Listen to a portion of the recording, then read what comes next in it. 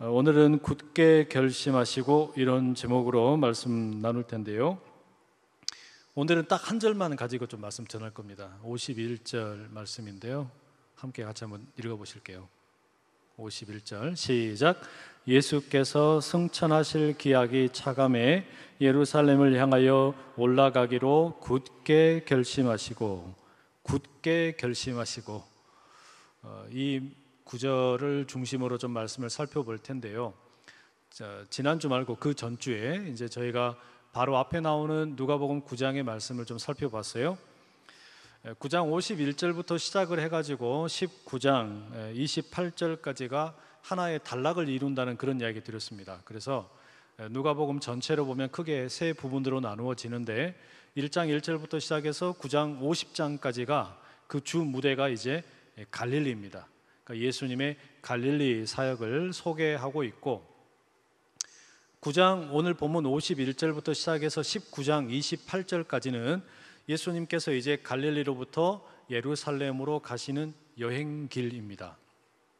이게 이제 두 번째 부분에 해당하고, 그 다음에 19장 29절부터 마지막 24장까지는 예루살렘에서 일어났던 일들을 우리에게 소개를 해주고 있습니다. 그러니까 누가복음은 그 어떤 일어나는 사건의 장소를 중심으로 보면 이렇게 크게 세 개로 나눌 수가 있어요. 갈릴리가 1부, 갈릴리에서 예루살렘으로 가는 것이 2부, 그 다음에 예루살렘에서 일어나는 일이 3부라고 할 수 있겠습니다. 자, 그래서 우리는 이제 9장 51절부터 시작해서 아주 긴 예수님의 여행기를 읽게 됩니다. 9장 51절부터 시작을 해서 이제 19장 28절까지 계속 이어지는 내용이 뭐냐면 갈릴리에서 예루살렘으로 올라가는 여정 가운데 일어났던 일들을 소개하는 거예요. 그런데 이 본문에 이제 이렇게 제가 소개를 해드리기는 하지만 사실은 조금 다소 헷갈리는 내용이 있습니다. 그게 뭔가 하면은 이게 어떤 그 시간의 순서를 따라서 내용을 소개하고 있는 게 아닙니다. 뭐 그렇다고 장소의 어떤 그 뭐랄까요, 일관성 있는 그런 어떤 여정이 나오는 것도 아니에요. 왜 그런가 하면 오늘 본문 우리가 52절을 보시면 예수님과 예수님의 그 제자들이 사마리아 지역을 통과하는 내용이 나와요. 그러니까 여러분 그냥 머릿속으로 그림을 하나 그려보세요. 이 이스라엘이라는 나라가 마치 이렇게 길다란 이렇게 북에서 남으로 이렇게 이루어지는 나라인데 위쪽에가 갈릴리가 있습니다. 여기가 이제 예수님이 초반기에 활동하신 곳이고 중간 즈음에가 사마리아가 있어요. 그리고 거기서 더 내려와야 남쪽에 예루살렘이 있습니다. 그런데 이 예루살렘은 산 지형이에요. 그래서 이제 올라간다. 그냥 이 지도로만 보면은 북쪽에서 남쪽으로 내려가는 건데 이 예루살렘이 위치하고 있는 곳이 산악 지형이기 때문에 이제 올라간다, 우리가 이렇게 말하거든요. 근데 이제 지금 52절의 내용을 보면 예수님이 중간 즈음에 있는 지금 사마리아를 지나가고 계시는 걸로 본문에 나와 있어요. 그런데 그리고 나서 이제 10장 38절에서 42절에 보면 예수님이 마리아와 마르다 자매를 만나는 이야기가 나옵니다. 요한복음 12장 1절 이하에 그 마리아와 마르다가 살고 있는 동네가 베다니라고 소개가 되고 있어요. 근데 이 베다니라고 하는 곳은 예루살렘에서 아주 가까운 곳이다 라고 성경이 말을 합니다. 그럼 어떻습니까? 예수님이 벌써 10장의 내용에 여기 제일 위에 갈릴리에서 사마리아를 거쳐가지고 예루살렘 근교에 있는 베다니까지 가신 거예요. 그럼 뭐 거의 다 가버렸네 이미, 그죠? 그런데 이렇게 해서 끝나는 게 아니라 중간중간에 보면 마치 예수님이 뒤로 돌아가신 것 같은 그런 내용들이 나와요. 17장 11절에 이런 말씀이 있거든요. 제가 읽어드릴게요. 예수께서 예루살렘으로 가실 때에 사마리아와 갈릴리 사이로 지나가시다가, 자, 이게 17장에 나오는 내용이에요. 그러면 이게 어떻게 됩니까? 예수님이 지금 9장에서 52절에 사마리아 통과했어요. 10장에 가니까 베다니까지 가셨어요. 그런데 다시 어디로 가신 거예요? 갈릴리와 사마리아 사이를 지나가신다는 겁니다. 그게 17장이에요. 이게 말이 안 되잖아요, 그죠? 그러니까 지금 이게 마치 예수님이 저 갈릴리에서 쭉 내려와 오셨다가 다시 후진해서 가셨다가 또 오셨다가 또 후진해서 가셨다가 뭐 이런 식으로, 그러니까 지역을 중심으로 보면 이게 어느 어떤 뚜렷한 일관된 여정이라고 보기가 어려워요. 18장 35절에서 19장 10절에는 여리고라는 지역이 소개가 되고 있고 19장 11절에 가면 다시 예루살렘 가까이 가시는 것으로 소개가 되는 겁니다. 그러니까 오늘 이제 시작하는 9장 51절부터 시작을 해서 예수님의 이 이야기 속에 소개되는 지역들을 우리가 이 지도에다가 쭉 찍어 놓고 보면 그냥 처음부터 끝까지 시간의 순서대로 어떤 장소를 지나가는 그런 여정은 아니다. 이제 그 이야기 드리는 거예요. 이해되세요? 그러니까 이 이야기가 지금 우리가 예를 들어서 안산에서 부산을 간다라고 생각을 하시고, 자 그러면 안산에서 부산을 간다 그러면 중간중간에 거쳐가는 동네들이 있잖아요. 여기에서 이제 뭐 화성을 거쳐서 천안을 거쳐서 대전을 거쳐서 그 다음에 어디 뭐 금산을 거쳐서 대구를 거쳐서 그리고 뭐 이제 부산 들어가지 않겠습니까? 그래야 시간의 흐름에 따라서 장소를 지나간 게 일관된 여행기라고 할 수 있는데, 지금 예수님의 이 여행을 담고 있는 9장에서부터 19장까지의 이야기는 그런 것은 아니다. 이해되세요? 그러니까 그런 식의 시간의 흐름을 따르는 장소의 이동은 아니라는 거예요. 자, 그러면 분명히 갈릴리에서 예루살렘으로 이동을 하고 있는 그 내용을 소개를 하고 있기는 있는데, 그러면 여기에는 지금 무슨 내용을 담으려고 하는 걸까? 이 누가복음에 담겨 있는 이 여행의 이야기에 그 초점이 뭐냐라는 거예요. 이건 여러분 우리가 지난 시간에 말씀을 이미 드렸습니다. 9장 50절 앞에 나오는 내용에 보면 예수님께서 이제 십자가에 죽으실 것을 또 부활하실 것을 제자들에게 이야기를 하셨어요. 그리고 변화산에 올라가셔가지고 모세와 엘리야를 만나셨어요. 그리고 하나님으로부터 또 이 사랑의 음성을 들으셨어요. 그래서 예수님께서 예루살렘으로 내려가시는 게 마땅하다, 이것이 하나님의 뜻이다, 이런 것들을 함께 확인을 다 하셨습니다. 예수님이야 준비가 되셨단 말이에요. 예수님께서는 모세와 엘리야를 통해서도 그렇게 하는 것이 하나님의 뜻이구나 확인이 되셨는데, 문제는 누굽니까? 이 제자들이에요. 제자들은 준비가 안 돼 있어요. 제자들은 지금 예수님에 대해서 메시아로서의 예수님에게 어떤 정치적인 혁명을 일으키기를 기대하고 있다는 말이죠. 로마의 이 정권을 다 몰아내고 이제 예수님이 권세를 얻으시고 그래서 자기들이 뭔가 한 자리를 해먹는 그런 기대감을 가지고 있는데, 그런 어떤 제자들의 모습은 예수님께서 걸어가시려고 하는 이 십자가에 전혀 어울리지가 않는 겁니다. 그래서 저희가 지난 시간에 어떤 말씀을 드렸냐면, 예수님의 이 갈릴리에서 출발을 해서 예루살렘까지 가시는 여정은 예를 들면 제자들을 준비시키는 과정이다. 그리고 그 준비시키는 과정에서 주로 다루어지게 되는 내용이 4가지 있다 말씀을 드렸어요. 그 첫째가 뭐였냐면 권세, 말하자면 하나님의 자녀가 된다라는 거, 예수의 제자가 된다라는 것은 이미 뭐가 있다는 겁니까? 우리에게 권세가 있는 거예요. 하나님께서 주신 특별한 능력이 있어요. 그런데 이 능력을 가지고서 우리가 살아가야 되는데, 때때로 우리는 아무 능력이 없는 것처럼, 아무런 권세가 없는 것처럼 살아갈 때가 많다는 거예요. 그러나 예수를 믿는 순간 우리에게는 하나님 아버지께서 주시는 특별한 권세가 있다, 이걸 가르치는 겁니다. 두 번째, 예수님께서 제자들에게 가르치시는 두 번째 내용이 뭐였어요? 이 깨달음이었어요. 지금 당장은 우리가 깨닫지 못하는 게 많이 있을 수 있다. 그러나 언젠가 때가 되면 주님께서는 그 모든 것들을 깨닫게 하실 것이다. 우리도 여러분 이런 일들 참 많이 겪잖아요.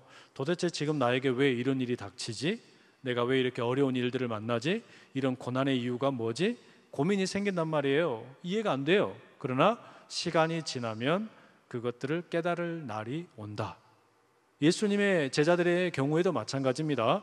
제자들은 지금 예수님의 이 십자가 걸어가시는 길이 도무지 이해가 안 됩니다. 그러나 주님께서 십자가에 죽으시고 부활하시고 그리고 이제 그 주님을 만난 이후에 이들이 점점 깨닫기 시작을 하는 거예요. 이게 제자의 길이란 말이에요. 그 다음에 세 번째가 뭐였습니까? 겸손이었어요. 그러니까 권세가 있어요. 또 깨달음을 얻어요. 그러면 이 제자들은 그 근본적으로 마음 바탕에 뭐가 있어야 되는 거냐면 겸손이 있어야 된다는 거예요. 그래서 주님이 주시는 권세, 이 파워도 있고 또 깨달음도 이제 알아가지만, 그러나 그걸 가지고 교만해지면 안 되고 도리어 겸손함의 길을 가는 것, 그게 제자의 길이다라는 말이죠. 마지막 네 번째가 뭐였습니까? 포용 이야기를 드렸어요. 그러니까 나만 예수의 제자로 나만 능력을 행하고 나만 뭔가 이렇게 특별한 일을 행하는 게 아니라 우리가 잘 모르는, 우리가 잘 몰랐던 그런 하나님의 사람들이 세계 곳곳에서 일을 하고 있다. 그런 사람들과 뭐 하라고요? 함께 포용을 하고 연대를 하고 함께 하라는 이야기예요. 이게 예수님께서 제자들에게 앞서서 들려주셨던 내용이고, 이제 오늘부터 시작하는 이 갈릴리에서부터 예루살렘까지 이 여정 가운데 펼쳐질 이야기들입니다. 자, 그런데 바로 이게 지금 여행의 목적이에요. 갈릴리에서부터 예루살렘까지 가시는, 물론 예수님의 주된 여행의 목적은 십자가로 가시는 게 맞습니다. 그러나 누가복음에서 이 여정 가운데 가장 두드러지는 특징 중에 하나가 뭐라는 겁니까? 제자들을 훈련시키는 거란 말이에요. 제자답게, 예수님의 사람답게 훈련을 시켜가면서 권세 있는 사람이 되게 만드시고 깨달음을 갖는 사람 되게 만드시는 거고, 겸손한 사람 만들어 가시는 거고, 포용할 줄 아는 사람으로 만들어 간단 말이에요. 이게 예수님의 여정의 이 목적입니다. 자, 이런 이해를 가지고 51절 말씀 다시 한번 읽어보실게요. 51절입니다. 시작. 그때 예루살렘을 향하여 올라가기로 굳게 결심하시고. 자, 이 말씀에 의하면 예수님께서 굳게 결심을 하셨어요. 그러니까 단단히 마음을 먹었다, 이런 뜻이죠. 아주 그냥 단단히 마음을 먹은 겁니다. 언제 이런 결심을 하셨냐? 뭐라고 되어 있냐면 예수님께서 승천하실 기약이 가까움을 아시고, 그러니까 이제 승천할 때가 가까이 다가오고 있다라는 것을 아시고 나서 예루살렘을 향하여 떠나기로 마음을 굳게 잡수셨다라는 거예요. 그죠? 자, 근데 여러분, 여기에 저는 이 말씀 읽으면서 대단히 특이한 점이 하나 있다라는 걸 생각해 봤어요. 그게 뭐냐면 승천하실 때가 가까이 온 것을 아시고, 이 표현입니다. 여기에 보면 여러분 뭐가 없습니까? 십자가의 고난의 때가 가까이 왔음을 아시고, 이렇게 이야기를 안 하신 거예요. 그죠? 그러니까 예수님이 십자가의 때가 가까이 왔음을 아시고 예루살렘을 향하여 가기로 굳게 결심하셨다, 이렇게 이야기하는 게 아니에요. 그럼 뭐라고 되어 있냐면 승천하실 때가 가까이 오고 있음을 아시고 예루살렘을 향하여 떠나기로 굳게 결심하셨다. 여러분, 이게 별거 아닌 것 같지만 사실은 대단히 큰 차이점이 있어요. 승천을 하신다는 게 뭡니까? 하나님 아버지의 집으로 돌아가신다는 이야기예요. 그러니까 십자가의 고난의 때, 그것보다 이 승천의 때는 더 이후에 일어날 일이죠. 근데 여러분, 이 포인트가 뭔가 보세요. 십자가의 때라고 하는 것은 예수님이 고난을 당하시는 때입니다. 그런데 승천하실 때라고 하는 것은 결국에 초점이 어디에 있는 거냐면요, 제자들에게 있어요. 왜냐? 예수님이 십자가의 고난을 당하실 때에는 그래도 예수님이랑 제자들이 함께 있는 거예요. 그죠? 그러나 예수님께서 승천을 하신다라는 이야기는 무슨 이야기입니까? 제자들과 예수님이 분리된다는 이야기예요. 예수님에게 이제는 제자들과 함께 계시지 못한다는 이야기예요. 그러니 예수님이 지금 승천하실 때가 가까이 왔다라고 지금 성경이 표현하고 있는 것은 달리 말하면 제자들이 혼자 남겨질 때를 가까이 오고 있음을 아시고, 이 말입니다. 그죠? 승천하실 때가 가까웠다는 이야기는 제자들이 이제 예수님 없이 복음을 전해야 될 때가 가까이 왔음을 아시고, 이 이야기란 말이에요. 놀라시지도 않네. 이게 중요해. 그러니까 예수님은 지금 그냥 남겨지게 될 제자들을 생각을 하시고 이 여정 가운데 뭐 하신다고요? 제자 훈련시키는 거란 말이에요. 무슨 이야기인지 이해되시죠? 자, 근데 여기서 여러분, 오늘 제가 말씀을 드리고 싶은 가장 중요한 초점이 있습니다. 그게 뭐냐? 그러면 예수님께서 이제 승천하실 때가 가깝다. 그러니까 제자들이 예수님 없이 복음을 전하고 교회를 세우고 하나님 나라를 전파해야 되는데, 그 일을 감당할 수 있도록 예수님이 지금 제자 훈련을 시키시는데 그 장소가 어디냐라는 거예요. 이 제자 훈련을 시키는 장소가 어디입니까 도대체? 교회입니까? 학교입니까? 갈릴리입니까? 예루살렘입니까? 아니에요. 그게 어디냐면 갈릴리에서 예루살렘으로 향하는 길 위라는 거예요. 갈릴리에서부터 예루살렘까지로 떠나는 여행길, 길 위에서 지금 예수님이 제자들에게 특별한 제자 훈련을 시키려고 하시는 겁니다. 저는 이게 되게 묵직하게 다가왔어요. 무슨 말이냐면 여러분, 예수님께서 제자들에게 가르침을 주시는 가장 중요한 자리가 지금 길 위라는 말이에요. 길 위에서 예수님이 가르치시는 겁니다. 학교가 아니라 갈릴리라고 하는 하나의 정해진 장소가 아니고 예루살렘이라는 정해진 장소가 아니라 길 위에서 무언가 아주 중요한 가르침을 지금 예수님이 하려고 하신단 말이에요. 여러분, 우리도 그런 경우 많죠. 인생길 걸어가면서 많이 배운다. 우리 그런 표현들 종종 쓰잖아요. 길 위에서 배우는 게 많다. 여러분, 하나님께서 출애굽을 경험한 이스라엘을 훈련시키던 40년, 그때도 어디에서 훈련시키셨어요? 길 위에서 훈련을 시키셨어요. 애굽에서 훈련을 시킨 게 아니고요, 가나안 땅에 들어가서 훈련을 시키신 게 아니고 애굽에서 가나안 땅으로 향하는 그 길 위에서 40년 동안 훈련을 시키셨어요. 그죠? 그러니까 이스라엘이 이스라엘답게 빚어지는 자리는 어디였냐면 길 위였습니다. 이 길 위에서 이스라엘이라는 하나의 민족이 만들어지고 하나님의 사람들이 빚어져 가는 거예요. 마찬가지예요. 갈릴리에서 예루살렘으로 향하는 이 길 가운데에서 예수의 제자들이 만들어져 가는 겁니다. 그 자리에서 만들어져 간다는 것. 저는 이게 대단히 중요하다 말씀을 드리고 싶어요. 예수님께서 우리에게도 그렇게 만들어가고 계신다라고 저는 믿기 때문입니다. 우리는 신앙을 길 위에서 배워요. 우리는 길 위에서 우리의 신앙이 어떠한 것인가라는 것을 지속적으로 배워간다라는 말입니다. 주일날 예배를 드리는 자리에서 이 신앙의 교육이 다 이루어지는 게 아니고요, 가정에서 이 일이 다 이루어지는 것도 아니고요, 일터에서 이 일이 다 이루어지는 것도 아니고요, 학교에서 이 일이 다 이루어지는 것도 아니에요. 우리는 가정에서 교회로 오는 길 위에서, 가정에서 학교로 가는 길 위에서, 또 가정에서 일터로 가는 길 위에서, 때로는 교회에서 학교로, 교회에서 일터로 이렇게 오고 가는 길 위에서 수많은 믿음을 배우게 됩니다.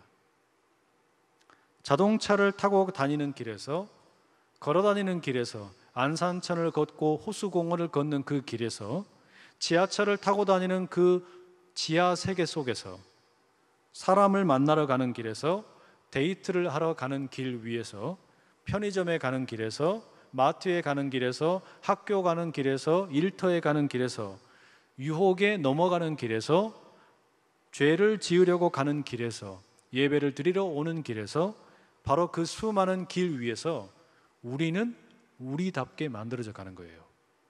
그래서 여러분, 그리스도인은 길 위의 사람이라고도 말할 수 있어요. 이 신앙이라고 하는 것도 그 길 위에서 만들어지는 것이고, 그 길에서 우리는 점점 더 빚어져 간다라는 말입니다. 그때 여러분, 우리는 단지 예배당에서 배우는 것으로는 부족한, 가정에서만은 다 배울 수 없는, 학교에서는 다 배울 수 없고 일터에서는 다 배울 수 없는 그것을 우리는 이렇게 오고 가는 그 길 가운데에서 무한히 많은 것들을 배우게 됩니다.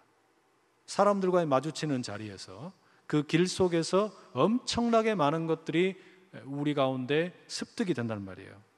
우리는 때로 거기에서 사람들을 대하는 법을 배우기도 하고, 때로는 인생의 덧없음을 배우기도 하고요, 때로는 우리 자신의 연약함을 배우기도 하고, 이 세상의 잔인함과 고난을 마주하기도 하고, 말할 수 없는 기쁨을 우리가 경험을 하기도 합니다. 그렇게 이 현장에서 이루어지는 교육, 저는 이게 예수님의 제자 훈련 학교다, 예수님의 인생 학교다, 그렇게 말씀을 드리고 싶어요. 바로 그것은 우리에게 뭘 말해주는 거냐면, 우리가 생각하는 이 교회의 신앙의 교육이 어떠해야 할 것인지를 가만히 좀 돌아보게 만들어요. 우리 교회가 가지고 있는 표 가운데 하나가 가정 같은 교회, 교회 같은 가정이죠. 다른 교회에서 이 표를 막 쓰시더라고요. 저한테 이야기도 안 하고 쓰는 거예요. 제가 뭐 저작권 달라고는 이야기 안 했는데 좋은 일이죠. 그런데 여러분, 가정 같은 교회, 교회 같은 가정, 이제 이건 뭐 우리 성도님들께서도 기도하실 때마다 반복해서 마치 우리의 어떤 그 영적인 DNA처럼, 우리 교회만의 DNA처럼 반복해서 기도할 때마다 같이 기도하시고 또 마음에 품으시고 함께하고 계시는데, 요즘에 지속적으로 계속 드는 생각이 있어요. 도대체 가정 같은 교회가 된다는 게 뭘까? 교회 같은 가정이 된다는 게 뭘까? 물론 우리가 여러 가지로 많이 예를 쓰고 있는데, 그게 도대체 더 귀하게 만들어지는 그런 어떤 그 일들이 뭘까? 저는 여러분, 그게 우리 주님이 그러셨던 것처럼 길 위에서 이루어지는 교육이 그것을 담아내는 어떤 그 그릇이 되어야 된다라는 생각을 많이 하게 돼요. 무슨 말이냐면, 가정 같은 교회가 되고 교회 같은 가정이 된다라는 이야기는요, 가정에서 교회에 오는 길, 또 교회에서 가정으로 들어가는 길, 그 길 위에서 우리가 주님의 자녀답게 사는 법을 익힌다는 말이에요. 가정에서만 전체 다 될 수도 없는 거고요, 교회에서만도 다 될 수가 없어요. 가정과 교회로 오고 가는 수많은 일들, 일터이든 학교이든 그 수많은 인간관계와 또 일들 속에서 우리의 신앙이 만들어져 가는 겁니다. 그런데 저는 이 일을 위해서는 크게 두 개의 그릇이 필요하다고 생각을 하고 있어요. 두 개의 그릇. 그 첫 번째 그릇은 예배라는 그릇입니다. 그리고 두 번째 그릇은 이 주중의 활동이라는 그릇이에요. 그러니까 예배라는 것은 주일날 이루어지는, 말하자면 이 가정에서 교회로 오는 길에 교회에 와서 우리가 다루게 되는 그런 일들이죠. 그게 이제 이 예배라는 그릇이고요. 그 다음에 교회 같은 가정이라고 하는 것은 교회에서 가정으로 가는 길에 그곳에서 벌어지는 일들이에요. 그러니까 이것은 주중에 벌어지는 일들이에요. 자, 그러면 여러분, 우리가 드리는 예배를 한번 가만히 생각을 해보세요. 우리는 예배를 어떻게 드립니까? 장년 예배가 따로 있고, 그 다음에 우리 자녀들의 예배가 따로 있어요. 영유아 유치 예배 따로 있고, 아동부 예배 따로 있고, 청소년 예배 따로 있고, 청년 예배가 따로 있고, 뭐 이렇게 우리가 연령별로 예배를 구분해서 드립니다. 그런데 성경을 아무리 읽어봐도 이렇게 연령별로 따로 예배 드리라는 이야기가 없어요. 우리 자녀들은 자녀들끼리 예배를 드리고, 장년들은 장년들끼리, 부모들끼리 예배를 드리라는 내용이 성경에 눈을 씻고 봐도 없어요. 근데 성경에 있는 내용이 있어요. 그게 뭐냐면 부모 보고 자녀에게 말씀을 가르치라는 거예요.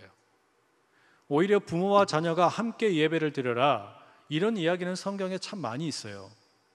부모에게 자녀의 신앙을 가르칠 책임이 있다는 이야기가 성경 곳곳에 있습니다.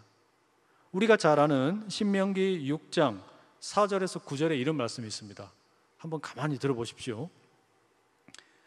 이스라엘아 들으라, 우리 하나님 여호와는 오직 유일한 여호와이시니 너는 마음을 다하고 뜻을 다하고 힘을 다하여 네 하나님 여호와를 사랑하라.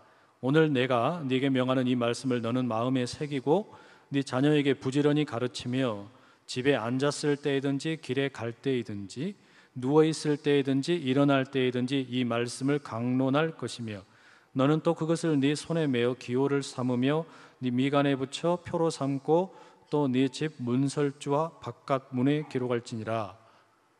여러분, 이 말씀에 보니까 뭐라고 되어 있습니까? 간략하게 요약을 하면 부모가 먼저 하나님의 말씀을 마음에 새겨라. 그 다음에 뭐라고 되어 있어요? 그 말씀을 자녀에게 부지런히 가르치랍니다. 어디에서 가르쳐요?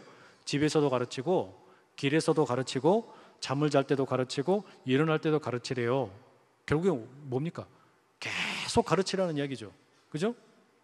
결국에 여러분, 이 말씀이 우리에게 들려주는 핵심이 뭐냐면 자녀의 신앙교육의 주체는요, 이 부모예요. 그럼 뭐 목사님이나 전도사님도 아니고요, 교회 학교의 교사도 아니에요. 자녀의 신앙교육의 주체는 누가 뭐라 그래도 부모입니다. 그게 성경의 가르침이에요. 그러니 우리가 부모와 자녀들이 따로 예배를 드리는 것을 당연하게 여기면 곤란합니다. 오히려 그것은 여러분, 우리가 편의상 그렇게 하게 된 겁니다. 편의상. 사실 여러분, 이것은 학교의 출범과도 관련이 있어요. 요즘에 많은 분들이 대학 교육의 무용론을 이야기합니다. 대학이라는 게 왜 만들어졌나? 이 대학이라고 하는 것이 일터에서 일할 사람들, 그들에게 고등교육을 통해서 일터에서 일할 수 있는 어떤 훈련을 시키는 그런 어떤 과정으로 생각을 많이 했죠. 물론 일터에서 일하는 것만이 전부는 아니지만, 그런데 AI 시대가 되고 인공지능이 점점 발달하고 이렇게 되다 보니까 대학의 교육이 이제는 인터넷에서 제공하는 교육들을 따라오지를 못한다, 이러면서 과연 대학의 교육이라는 것이 여전히 실효성이 있을 거냐, 이런 이야기들이 나와요. 그런데 이와 함께 과거에 옛날에 이 교회 학교라고 하는 것, 교회 학교라는 것이 옛날부터 있었던 건 아닙니다. 이 교회의 역사를 보면, 기독교 교육의 역사를 보면 이 교회 학교라고 하는 것도 사실은 역사적으로 무언가 필요에 의해서 생겨났던 거예요. 아이들이 갑자기 많이 늘어나게 되었어요. 근데 이 아이들을 어떻게 신앙교육을 시킬까? 부모들하고 같이 예배를 드리는 것보다는 이들을 따로 떼어가지고 학교에서 아이들이 공부를 하는 것처럼 이 아이들을 교회에서도 따로 떼어서 교육을 시키자. 그렇게 해서 만들어진 게 이 말하자면 지금 오늘날의 교회 교육, 교회 학교의 모델이었습니다. 근데 그 전에는 어떻습니까? 그 전에는요, 사실은 오랜 시간 동안 부모랑 자녀가 함께 예배 드렸어요. 지금도 여기 계신 분들 중에도 시골에서 신앙생활 하셨던 분들 대부분 부모님과 신앙생활 함께 하셨죠. 시골에서 무슨 청소년부가 어디 있어요? 아동부가 어디 있어요? 그냥 부모님과 함께 신앙생활하고, 저도 그 중학교 때 고등학교 때 생각해 보면 금요 철야의 자리에 부모님이랑 같이 나왔어요. 아버지가 목사님이시니까 당연히 나오긴 했지만, 그러니까 그런 이유가 뭐냐면요, 그러니까 거기에 깔려 있는 게 뭐냐면 세대가 함께 예배를 드렸단 말이에요. 같은 말씀을 들었고요, 자녀들과 부모들이 그 말씀 가지고 함께 은혜 받고 그 속에서 함께 신앙교육을 했습니다. 그러면 우리를 한번 생각을 해보면 좋겠어요. 아니, 왜 우리는 그러면 함께 예배 드리면 안 되냔 말이에요. 우리는 왜 따로 예배를 드려야 되는 거냐? 따로 예배를 드리는 그 이유가 뭐냐라는 말이에요. 왜? 우리는 때로 이렇게 생각합니다. 초등학교 1학년 아이들이 어떻게 어른들 예배를 이해를 하겠어요? 목사님 설교를 어떻게 이해를 하겠어요? 너무 어려워서 이해도 못하고, 그러면 애들이 지루해서 예배를 안 드리려고 하고 계속 비비 꼬고 소리 지르고 왔다 갔다 하고. 옛날에도 다 그렇게 예배 드렸다니까요. 근데 우리는 그걸 어떻게 하면 지금 우리의 편의를 위해서 이런 일들을 지금 하고 있는 거란 말이에요. 대형 교회라서 곤란한가? 아니에요. 자녀들을 위한 특별한 교육은 특별한 교육대로 하지만 우리가 세대가 함께, 부모와 자녀가 함께 예배를 드리는 거, 이거 훈련할 필요가 있다는 생각이 저는 요즘에 아주 강하게 많이 듭니다. 왜냐하면요, 안 그래도 식구들이 다 뿔뿔이 흩어져서 생활하는 것이 너무나 익숙한데 주일 하루라도 함께하는 시간이 좀 많아야 될 거 아닙니까? 같이 밥 먹을 시간이 없어요. 일주일 내내 지내면서도 밥상에 함께 둘러앉는 시간이 거의 없단 말이에요. 그런데 예배를 드릴 때도 다 흩어져서 예배를 드려. 그런 여러분 어떻게 했습니까? 이 신앙마저도 결국에는 부모와 자녀가 함께 공유하는 내용이 있는 게 아니라 서로 다 각자 이 따로따로 신앙생활하는 꼴이 되는 거고요. 그러다 보니까 우리가 이 교육부의 이야기를 들을 때마다 제가 늘 답답한 게 있어요. 그게 뭐냐면, 이상하게 영유아 유치부에서 아동부 가면 아이들이 떨어지고, 아동부에서 청소년 가면 애들이 떨어지고, 청소년에서 다시 청년으로 올라가면 또 애들이 떨어진대요. 청년부에서 결혼해가지고 교구로 올라오면 또 예배를 안 드린대요. 왜 그러죠? 그 세대마다 예배가 다르기 때문입니다. 그러니까 예배가 다르니까 아동부 예배 드리던 친구가 청소년 예배에 적응을 못해서 떨어져 나가요. 청소년 예배 드리던 친구가요, 청년 예배를 적응을 못해서 떨어져 나가요. 청년 예배 드리던 친구가 장년 예배 적응을 못해서 떨어져 나가요. 그런데 아동부부터 그냥 다 함께 예배 드린다고 생각해 보세요. 그럼 떨어져 나갈 이유가 없잖아요. 그냥 같이 다 함께 예배 드리는데, 그리고 아동부 A가 청소년이 되어도 같이 예배 드리는 거고, 청소년이 청년이 되어도 같이 예배 드리는 거고 그 청년이 어른이 되어도 같이 예배 드리는 거예요. 그럼 뭐 떨어질 걱정이 없잖아요. 제 말이 틀렸습니까? 그렇잖아요. 우리는 너무 잘못 생각하고 있었단 말이에요. 우리는 너무 잘못 생각한 거예요. 물론 아동부 애들끼리 모여서 분반 공부를 하든지 또 이런 모임을 해야 됩니다. 토요일 날 모여서 아이들끼리 교제하는 것도 필요해요. 청소년도 마찬가지고 그 아이들의 눈높이에 맞는 그런 교육도 필요합니다. 그러나 우리는 너무 이 아이들을 편의적으로 그렇게 생각하는 경향이 꽤 많았단 말이에요. 훨씬 더 오랜 시간 동안 이 기독교 신앙을 유지시키는 방법은 뭐였냐면요, 가정 중심이었어요. 오랜 시간 동안. 근데 우리는 언젠가부터 그냥 그걸 다 포기해버린 거예요. 마치 뭐와 같은 거냐면 학교에다가 자녀 교육을 맡겨놓고 나 몰라라 하는 것 같은 거예요. 어린이집과 유치원에 자녀들 맡겨놓고 나 몰라라 하는 것 같은 거예요. 그래서는 안 되잖아요. 학교에다가 맡겼더라도 부모가 자녀 교육 책임지는 거예요.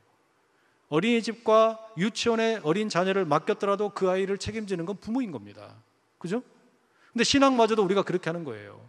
교육부에 맡겨놓고 그 아이들의 신앙을 우리가 책임지려고 하지 않는 거예요. 이건 아니다. 이건 옳지가 않다는 이야기예요. 그래서 우리가 이번 주 말고 내일 모레 말고 그 다음 주에 5월 마지막 주에 또 온 세대 예배를 드립니다. 온 세대 예배를 드리는 거 절대 뭐 특별한 게 아니에요. 원래부터 기독교 역사, 예수님이 처음 교회를 세우실 때, 그리고 그 처음 교회가 만들어질 때, 그때 무슨 뭐 교육부가 어디 있었겠어요. 온 세대가 같이 함께 예배 드렸죠. 백부장 고넬료의 집안에 그 복음이 들어가고 그 집안에서 세례를 받을 때 어떻게 받습니까? 온 집안이 함께 세례 받았다고 되어 있습니다. 그 부모의 지도하에 자녀들이 함께 세례 교육 받고 세례 받은 거예요. 여러분, 이게 얼마나 중요한 의미가 있는지 몰라요. 그래서 저는 내년의 계획이 뭐냐면 우리 교회 한번 굳게 결심하고 온 세대 예배를 우리가 함께 드릴 필요가 있다. 연습을 지금부터 할 필요가 있다. 건강한 3대가 함께 신앙생활하는 거 우리가 시도해 볼 필요가 있다. 대형 교회이기 때문에 못한다? 아니요. 오히려 더 해야 돼요. 그래야 지금처럼 이렇게 흔들리는, 말하자면 어마어마하게 전환기를 맞고 있는 이런 시대에 다음 세대 신앙교육 이거를 획기적으로 바꾸지 않으면 불가능합니다. 방법이 없어요. 이 그릇을 새롭게 만들 필요가 있어요. 가정 같은 교회를 세우기 위한 예배라는 그릇을 새롭게 준비할 필요가 있다는 이야기입니다. 물론 처음에는 당연히 반발도 있고 뭐 이런 소리 저런 소리 들릴 거예요. 근데 오늘 예수님의 마음이 딱 제 마음이에요. 굳게 결심하고 굳게 결심하고 제 마음이 점점 굳게 결심이 돼요. 이거 해야 될 것 같다. 꼭 필요하다는 생각이 드는 거예요. 여러분들이 믿으시면 아멘 하시기 바랍니다. 두 번째 그릇이 있어요. 그 두 번째 그릇은 뭐냐면 가정에서 교회로 오는 그 길에서 이런 우리가 배움을 갖고 한다면 이제 교회에서 가정으로 가는 길, 또 가정에서 교회로 오는 길, 사실은 다 겹치는 내용인데 주중의 이야기입니다. 주중에 우리는 주중에 그러면 어떻게 이런 일들을 감당을 하게 될까? 말하자면 주중에 어떻게 우리의 자녀들 또 우리 스스로에게도요 이 신앙을 가르칠까? 신명기 말씀에 의하면 부모가 자녀들을 매일같이 뭐 일어날 때이든지 누워 있을 때이든지 집 안에서이든지 길에서든지 가르치라고 되어 있잖아요. 부모가 먼저 말씀을 깨닫고 강론을 하라, 가르치라 이렇게 되어 있는데, 근데 현실을 보면 지금 어떻습니까? 부모들이 아이들을 주중에 얼굴도 잘 못 봐요. 또 우리 안산이라는 도시의 특징을 가만히 보면 맞벌이 하는 분들이 참 많아요. 그죠? 맞벌이 하는 분들이 아주 많아요. 공단에서 일하시는 분들도 많고, 그러다 보니까 아이들이 학원을 이렇게 이제 돌아다닙니다. 학원에서 이렇게 돌아다니게 되고, 그러다 보니까 아이들은 아이들대로 이 주중에 부모님과 함께 신앙교육을 받을 기회가 없어요. 또 부모들은 자녀들을 그렇게 돌볼 기회가 없어요. 그러면 우리가 이런 일은 어떻게 그 부모가 못하고 있는 일들을 대신할 수 있을까? 이런 고민을 가져보자는 이야기예요. 그리고 이것은 사실은 오랫동안 지금 제가 한 1년, 2년 넘게 지금 제가 준비하고 있는 내용이에요. 주중에 주일날 하루 애들 가르치는 거 이거 해가지고는 택도 없더라. 주일날 하루 애들을 무슨 뭐 얼마나 신앙교육 시켜서 우리가 제대로 교육시킬 수 있겠어요? 신명기 6장의 말씀에 의하면 부모가 먼저 깨닫고 길에 있든지 집에 있든지 뭐 누워 있든지 아니면은 일어날 때이든지 계속 말씀을 가르치라는데 그거 어떻게 하냔 말이에요. 아이들이 없는데. 그래서 저는 우리 교회가 주중에 아이들 돌보는 일을 좀 하면 좋겠어요. 돌보는 일을 주중에 아이들이 학교 갔다 오면 우리 초등학교 자녀들부터 그런 일을 좀 해보려고 그래요. 아이들이 학교 끝나면 교회에서 버스를 보내가지고 아이들을 다 이렇게 데리고 옵니다. 교회로. 교회에서 이제 아이들이 함께 모이면 준비된 선생님들이랑 함께 학교 수업도 복습도 하고 또 학원에서 배울 것 같은 그런 내용들도 새롭게 익히기도 하고 양질의 교육도 함께 나누고 무엇보다 신앙교육 시키고 밥상머리 교육 시키고 제 생각은 저녁까지 다 먹여가지고 보내고 싶어요. 애들 저녁 다 먹여가지고 애들 그냥 보내는 거예요. 집에. 그러니까 무슨 이야기냐면 요즘 안 그래도 무슨 뭐 젊은 우리 세대가 아이를 낳지 않는다 그러는데 왜냐하면 육아의 책임이 너무 크니까 육아를 감당할 재간이 없으니까 그렇게 하는 거잖아요. 그러면 그런 일들을 할 수 있는 일을 이 교회가 좀 해봐야 되지 않겠냐 이 말이에요. 그러니까 부모가 자녀를 낳아도 그러면 꼭 어떻게 됩니까? 친정 부모님이 오시든지 시댁 부모님이 오셔가지고 그 아이들을 돌봐야 돼요. 맞벌이 부부들이 어쩔 수가 없으니까. 그러니까 이게 어떻게 됩니까? 이건 악순환이에요. 건강한 어떤 모델은 아니란 말이에요. 물론 가까이에 계시면 모르겠지만 결국에 또 이 할아버지 할머니들이 막 지방에서 올라오기도 하시고 또 그 원래 터전을 떠나서 오시기도 하는데 적어도 안산 땅에서는 제일교회가 그런 일 다 한다. 이게 여러분 다시 말하면 가정 같은 교회, 교회 같은 가정을 준비시키는 일이고 또한 우리가 계속 외치는 도시의 영성을 새롭게 하는 일에 우리가 나서는 일 아니겠냐 이 말이에요. 그런 걸 좀 해볼 수 있어야 되지 않겠냐 이 말이죠. 그래서 아이들이 안 그래도 요즘에 신앙 훈련도 제대로 받지 못하고 신앙 안에서 어떻게 해야 사회성을 기를 수 있을까? 요즘에 그러니까 아이들이 여러분 전화 통화를 안 하고 다 문자로 하잖아요. 카톡 보내고 뭐 메신저 사용하고 이러다 보니까 댓글을 쓸 때 왜 여러분 댓글에서 막 그렇게 험악한 말이 많이 나오는 줄 아십니까? 얼굴을 안 보니까 그래요. 얼굴을 안 보니까 험한 말을 막 써요. 그러니까 댓글을 보면 지옥이 따로 없어요. 그 지옥이 따로 없어요. 지옥이 어디인지 궁금하시면 그 인터넷 포털 사이트에 댓글을 보시라니까요. 말도 아니에요. 얼마나 생각이 삐뚤어져 있는지 몰라요. 나는 선으로 이야기했는데 악으로 되갚는 경우가 많아요. 이런 문화가 세상에 팽배합니다. 아무리 내가 선하게 사람에게 대해도요 상대편에서 악으로 대받아치는 일들이 너무 많아요. 왜냐하면 사람들이 지금 성품 교육이 안 되고 있어요. 사회성이 너무 떨어지는 거예요. 그러다 보니까 어떻습니까? 대면하는 걸 무서워해요. 아이들이 사람을 만나는 걸 무서워하는 겁니다. 그래서 인터넷에서 사람들 없을 때는 막 그냥 엄청나게 막 무섭게 글을 쓰는데요 사람을 만나서 말하는 법을 배우질 않았어요. 그러니까 애들이 어떻게 돼요? 그러다 보니까 그 청년 세대가 되면 은둔형 외톨이들이 많아지는 거예요. 집을 안 나가. 밖에 나가서 사람을 만나려고 하질 않아요. 지금 20대 청년들 중에 60만 명이 그냥 놀고 있어요. 일을 안 하고. 이게 40대, 50대 이런 어떤 그 연령대 진짜 일 많이 해야 되는 그런 때 아닙니까? 20대, 30대도 마찬가지잖아요. 진짜 일 열심히 해야 될 때인데 자발적 실업자로 그러니까 통계에도 잡히지 않는 숫자가 60만 명입니다. 어마어마한 숫자예요. 근데 이 속에 그 가만히 보면 가정들마다 보면 어떤 경우가 많아요. 다 있는 문제예요. 우리 가정들마다 다 있어요. 은둔형 외톨이가 너무 많아요. 세상에 나가지를 않아. 뭐 몇 달이 넘어도 1년 내내 집 밖으로 나가려고 하질 않는 거예요. 여러분 이걸 그러면 지금같이 이렇게 교육시키면요 똑같습니다. 이거 달라질 겨를이 없어요. 방법이 없어요.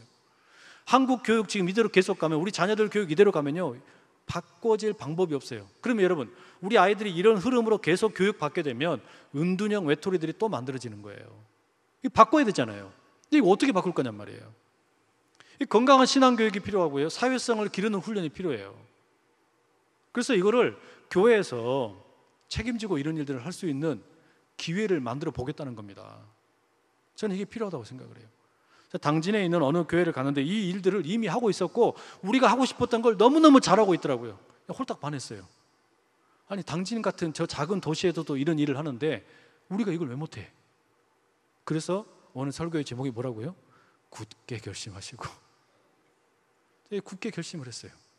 이건 안 할 수가 없다. 그러니까 그 교회 하나가 당진을 그 교회가요, 참 제가 몇 번 지금 제가 앞으로 여러분 계속 이야기 드릴 겁니다. 당진시랑 협약을 맺었어요. 아이들을 너무너무 많이 낳고 출산율 회복에 기여를 한다고, 이런 돌봄을 이 교회에서 이렇게 해줘서 감사하다고. 저는 이 훈장 줘야 된다고 생각이 들더라고요. 교회가 평균 연령이 30살, 30살. 그리고 가정마다 보통 3명, 4명씩 애들을 낳고 살아요. 그 성도들이. 근데 다 젊은 층이에요. 말하자면 맞벌이 부부들인 겁니다. 근데 이들이 교회에다가 아이들을 맡겨놓고 그렇게 이제 생활을 하는데, 애들의 모습을 보면 너무너무 한결같이 인사성도 바르고 또 사회성도 좋고 이러더라고요. 참 귀하다. 참 귀하다. 그게 여러분, 그러니까 주일날 그런 게 아니라 얘들이 주중에 그 초등부 아이들만 한 200명이 넘게 모여서 거기서 교회에서 함께 뛰어놀더라고요. 참 기가 막힌 일이죠. 그죠? 여러분, 우리도 그렇게 해보고 싶지 않으세요? 안 해보고 싶으신가 보는데 저는 진짜 해보고 싶어요. 여러분, 이런 배움이 결국엔 뭐냐면요, 길 위에서의 배움입니다. 학교에서 그냥 배우는 거 끝나는 게 아니라, 가정에서 배우는 걸로 끝나는 게 아니라, 길 위에서 우리가 어떻게 예수의 제자로 빚어지는가, 이걸 여러분 익혀가고 있다는 말이에요. 우리의 다음 세대들을 위한 예수님의 가르침입니다. 또 하나, 예수님께서 굳게 결심을 하신 것은 다음 세대 아이들에게만 의미 있는 이야기가 아닙니다. 이거는요, 또 한편으로는 시니어 세대 그리고 모든 사람에게 의미가 있어요. 왜 그런가 하면 이 51절에 예수님께서 승천하실 때가 가깝다 이렇게 느끼셨다 그랬잖아요. 말씀드린 것처럼 여기에는 지금 십자가 고난이 가깝다 이 내용이 빠져 있어요. 그죠? 그러니까 십자가 고난, 그 죽음의 때가 가깝다라는 것이 지금 빠져 있는 겁니다. 그것을 뛰어넘어가지고 하나님께로 가실 때가 가깝다. 물론 제자들이 홀로 남겨질 것을 이제 느끼고 계시는 것도 있지만, 또 하나, 이건 여러분, 저는 이 말씀이 오늘 우리 모든 시니어 세대 그리고 모든 사람들을 위한 예수님의 가르침이라고 생각이 돼요. 그게 뭘까요? 예수님께서 이제 갈릴리에서부터 예루살렘까지 길 위에서 교육을 시키시는데, 이 교육 가운데 하나가 뭐냐면 죽음 교육입니다. 죽음 교육. 어떻게 죽음을 맞을 것이냐, 이 교육을 지금 시키시는 거예요. 이건 여러분, 우리 모두가 반드시 때가 되면 마주하게 될 일이죠. 예수님은 그런데 자신의 죽음의 때가 가까이 다가오고 있는 걸 알고 계시는데, 이 죽음에 대한 해석이 남다르신 거예요. 내가 지금 죽을 때가 가깝다라고 이야기하시는 게 아니라, 내가 하나님 아버지께로 갈 때가 가깝다. 이게 여러분 죽음의 교육이 아니면 뭡니까? 내 인생이 끝났다라고 생각되는 때가 가까워진 게 아니라, 내가 이제 죽을 때가 가까워졌다라고 생각하시는 게 아니라, 내가 저 천국에 갈 때가 가깝다. 여러분, 예수님이 지금 이 죽음에 대한 교육을 시키고 계시는 거예요. 그러니 우리에게는 여러분 반드시 하나님 아버지의 집에 들어갈 때가 가까이 오는 겁니다. 뭐가 아니고요, 그냥 내가 깨꼬닥 삶이 마감되는, 숨이 멈추는 때가 아니라 하나님 아버지에게로 갈 때가 가깝다는 이야기예요. 여러분, 지금 예수님께서는 그걸 우리에게 몸소 보여주시는 거 아닙니까?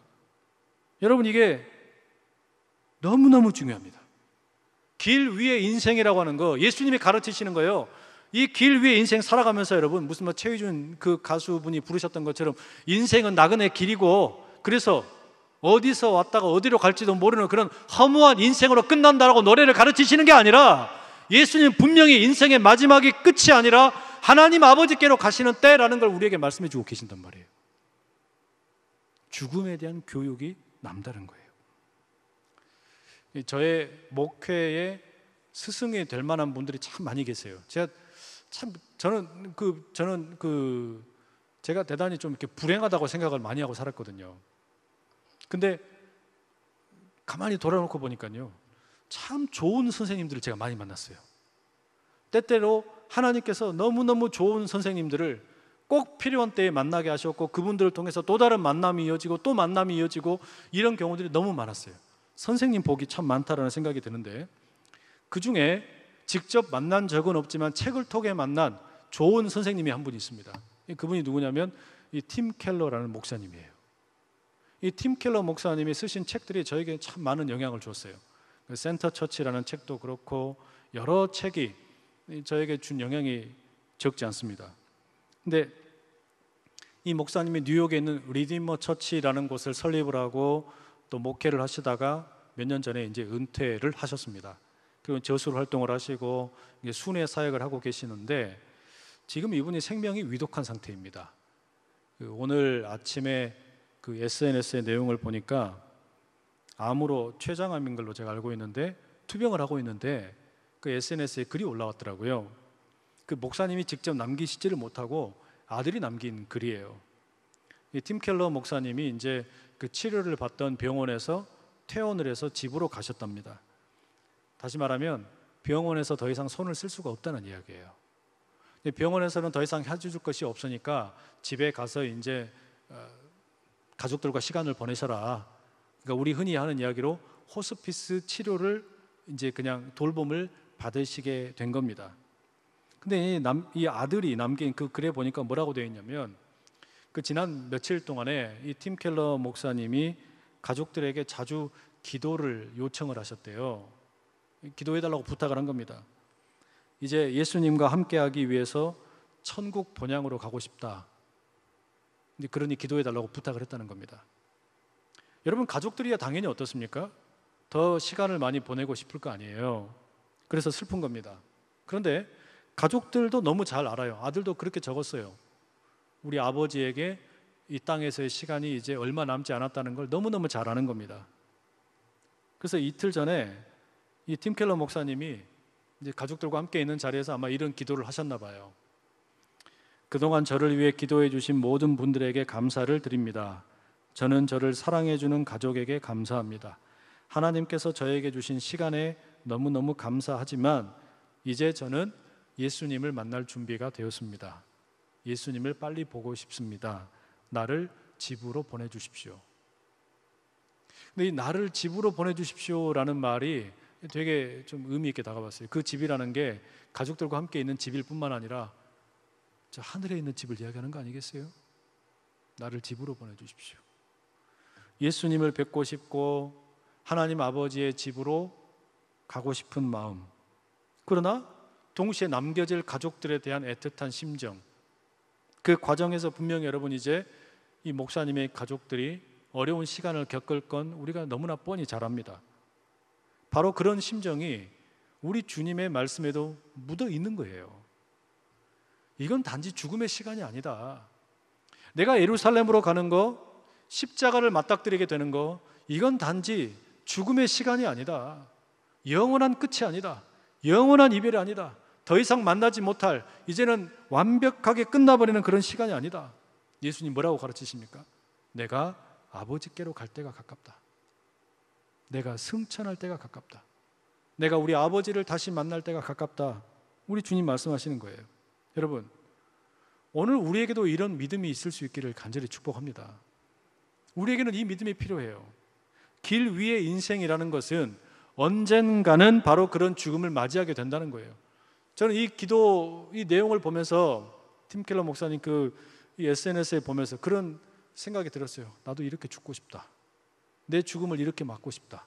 그 마지막 때가 언제일지 모르지만 죽음 앞에서 그냥 벌벌 떨면서 그렇게 초라해지는 것이 아니라 도리어 내게 허락된 시간이 얼마가 되었든지 간에 가족들과 아름다운 시간 보내고 성도들과 아름다운 시간 보내고 예배 함께 드리고 그리고 그 와중에 저 천국을 향한 하나님 아버지께서 기다리고 계시는 그 집을 향한 아름다운 여정이 되면 좋겠다.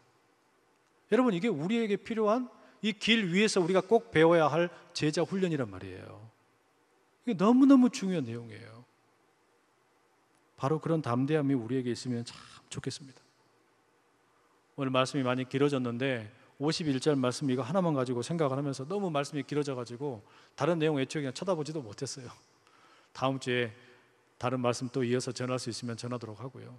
여러분, 길 위에서 예수님이 가르쳐 주시는 이 인생 학교 혹은 제자 훈련 학교, 여러분 여기서 우리는 길 위에서 주님의 제자로 빚어지는 경험을 합니다. 우리가 가정 같은 교회, 교회 같은 가정으로 빚어지는 그 연습이 필요하고, 뿐만 아니라 우리의 죽음을 맞이하는 그 준비, 이 땅에 너무 미련을 많이 둬가지고 예수 그리스도께서 계시는, 하나님 아버지께서 우리를 부르시는 저 천국에 대한 소망, 그걸 다 잃어버리고 살 수가 없잖아요.